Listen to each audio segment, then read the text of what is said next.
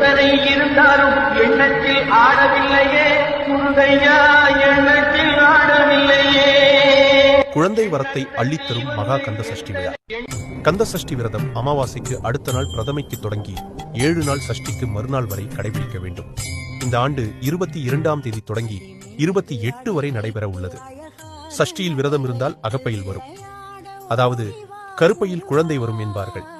குழந்தை வரத்தை அள்ளித் தருவது இந்த மகா கந்த சஷ்டி விரதம்.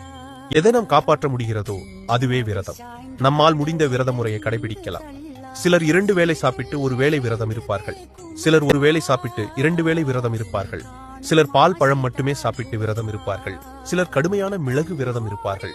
அவர்கள் முதல் நாள் 1 மிளகு சாப்பிட்டு, அடுத்த நாள் 2 என 7வது நாள் 7 மிளகு சாப்பிட்டு உடன் தண்ணீர் மட்டுமே குடிப்பார்கள். இது கடுமையான விரதம். இதுல நாம் எதை கடைபிடிக்க முடியுமோ அதை பக்தியுடனும் நம்பிக்கையுடனும் கடைபிடிக்கலாம். மாதவிடாய் காலங்களிலும் பெண்கள் கோவிலுக்கு மற்றும் பூஜை அறை செல்வதை தவிர்த்து முருகரை நினைத்து இந்த விரதம் இருக்கலாம். குழந்தை வரம் மட்டுமில்லாமல் பல வரத்தை தருவதாக இந்த சஷ்டி விரதம் அமைகிறது.